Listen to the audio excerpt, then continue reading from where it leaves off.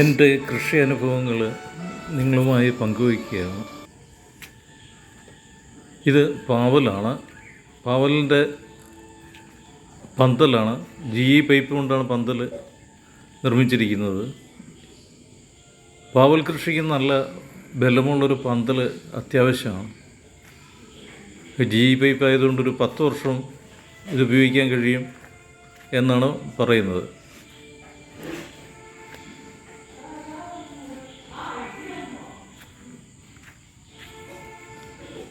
ഇത് റംബൂട്ടാനാണ്, പിടിപ്പിച്ച് വരികയാണ്. ഇത് വെണ്ടയാണ്.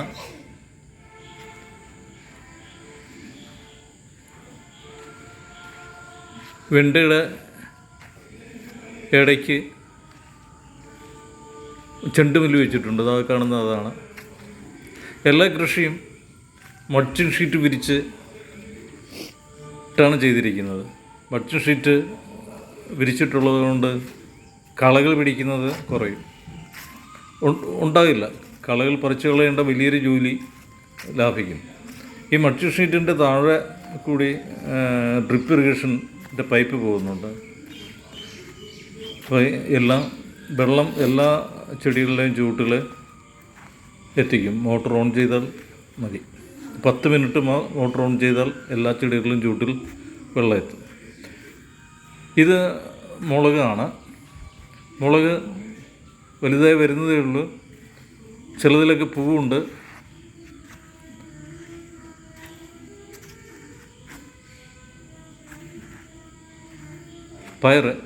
പയറിൻ്റെയും അടുത്ത് ഒരു ചെണ്ടുമല്ലി നിൽപ്പുണ്ട്. ഇത് വള്ളിപ്പയറാണ്.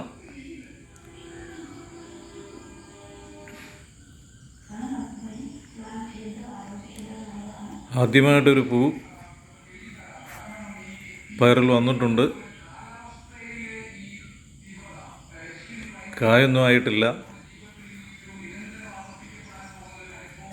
ഇതാ രണ്ടാമത്തെ പൂവാണ്.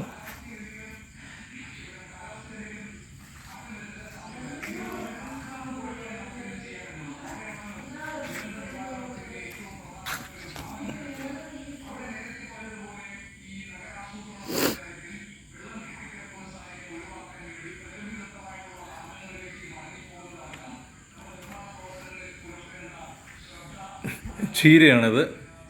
ഒരു വരമ്പ് ചീര വെച്ചിട്ടുണ്ട്. ചുവന്ന ചീരയാണ്. മഴയായതുകൊണ്ട് ചീരയിൽ പുള്ളിക്കുത്തുകൾ വീഴുമെന്നാണ് പറയുന്നത്. ചുവന്ന ചീരയിൽ. പച്ച ചീരയാണെങ്കിൽ അങ്ങനെ വീഴില്ല എന്നും പറയുന്നു. നമുക്ക് ചുവന്ന ചീരയോടാണ് താല്പര്യം. അതുകൊണ്ടാണ് അത് തന്നെ വെച്ചത്. വലുതായി വരുമ്പോൾ അറിയാം. ഇത് പ്ലാവാണ്.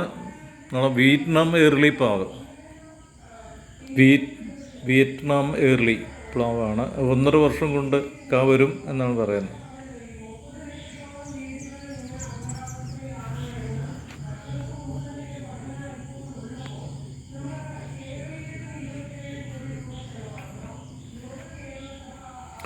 ഇത് നമ്മുടെ പീച്ചിലാണ്. ഒരു 5-6 ചൂട് 10 ചൂടോളം പീച്ചിലുണ്ട്. പീച്ചിലിൻ്റെ അടുത്ത് നിൽക്കുന്നത് നാരകമാണ്. ചെറുനാരകം. അതിലൊരു ചെറുനാരങ്ങ ഉണ്ട്.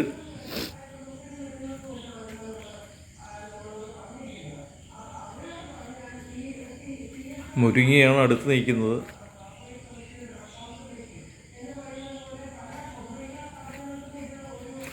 ഇത് ഡ്രാഗൺ ഫ്രൂട്ടാണ്. അതും ഒരു 2 വർഷത്തിനുള്ളിൽ കാ വരുന്നതാണ്. കോൺക്രീറ്റ് തൂണിൽ പിടിച്ചാണ് അത് വളരുന്നത്. ഇതിന് ഒരു ടയർ വെച്ച് കൊടുക്കണം. അത് ഇങ്ങനെ കുട പോലെ വിരിഞ്ഞ് നിൽക്കാൻ വേണ്ടിയാണ്. അതിൻ്റെ അറ്റത്താണ് കാ വരിക. ഇത് നിത്യവഴുതനയാണ്. നിത്യവഴുതന ഒരു ചെറിയ കായ ഉണ്ടാകുന്നതാണ്. അതിൽ നല്ല ടേസ്റ്റുള്ളൊരു പച്ചക്കറിയാണ്.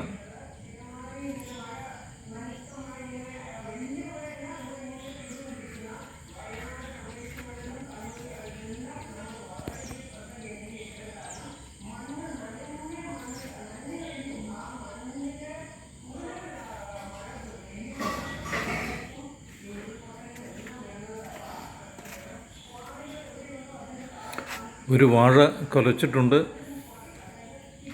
അതിൻ്റെ താഴെ അബിയുമാണ് നിൽക്കുന്നത്. വാങ്ങി വെച്ച് പിടിപ്പിച്ചിട്ട് വരികയാണ്. ഈ ചെറിയ തൈ മാങ്കോസ്റ്റിനാണ്.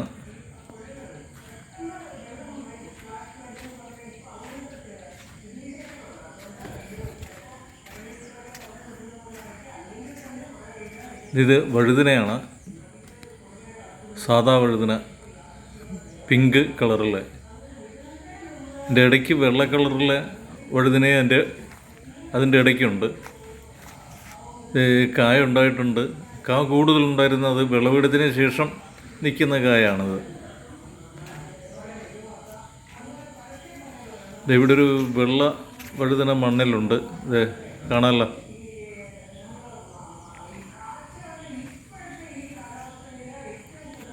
ഞാൻ ഈ പിങ്ക് കളറിലെ വഴുതനയുടെ വിത്താണ് പാകെ കിളിപ്പിച്ചത്. പക്ഷെ കിളുത്ത് വന്നപ്പോൾ അതിൽ ചിലത് വെള്ള വഴുതനയായിപ്പോയി. സങ്കര ഇനം ആയിരുന്നിരിക്കുക. അവൻ്റെ പ്രകടമായ ഗുണം പിങ്കായിരിക്കുക. അതിനുശേഷം വെള്ള, അടുത്ത തലമുറയിൽ വെള്ള ഉണ്ടാകുകയായിരിക്കും. ഈ ജാതിയും വെച്ചിട്ടുണ്ട്. ഞാൻ ഈ മതിലിനോടരികിൽ ഫലവൃക്ഷങ്ങളാണ് വെച്ചിരിക്കുന്നത്. കാരണം നേരത്തെ ഇവിടെ ഒരു 9 മരങ്ങളിൽ നിന്ന് വെട്ടി മാറ്റിയിട്ടാണ് ഈ പച്ചക്കറി കൃഷി ചെയ്യുന്നത്. അത് പഴമരങ്ങളായിരുന്നു. 3 ആഞ്ഞിലി ഉണ്ടായിരുന്നു. അതിന് പകരം ഞാൻ ഫലവൃക്ഷങ്ങളാണ് ഇപ്പോൾ വെച്ചിരിക്കുന്നത്. ജാതി, മാങ്കോസ്ട്രീന്, അബിയു, ഡ്രാഗൺ ഫ്രൂട്ട് മരമല്ല, മറ്റേ വിയറ്റ്നാം എർലി, പ്ലാവ് തുടങ്ങിയൊക്കെ വെച്ചിട്ടുണ്ട്. പേര. ഇത് അടുത്ത വെണ്ടയുടെ വരമ്പാണ്. നല്ല മഴയത്ത് വിഷമിച്ച് നിൽക്കുകയാണ്.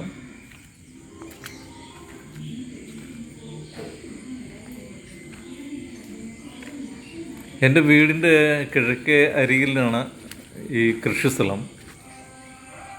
ആ അരമതിലിനപ്പുറം കാണുന്ന വീടിൻ്റെ മുറ്റാണ്. ഇപ്പുറത്ത് കൃഷിയും അപ്പുറത്ത് ചെടികളുമാണ്. അതുകൊണ്ടാണ് ഈ അരമതിലെ ചെടികളൊക്കെ കാണുന്നത്. ഈ കൃഷിയുടെ കൂടെയും ചെടികളുണ്ട്. ഇത് ട്യൂബ് റോസ് നട്ടിട്ടുണ്ട്. അവിടെ കിളുത്ത് വരുന്നുണ്ട്.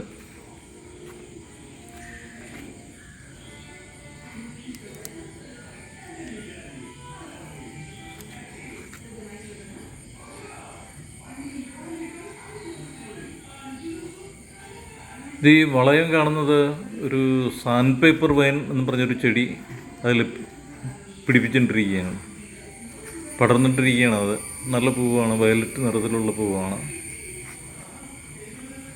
ഇതറിയാലോ, നമ്മുടെ ചെമ്പകം, മഞ്ഞ ചെമ്പകം, സാദാ ചെമ്പകം.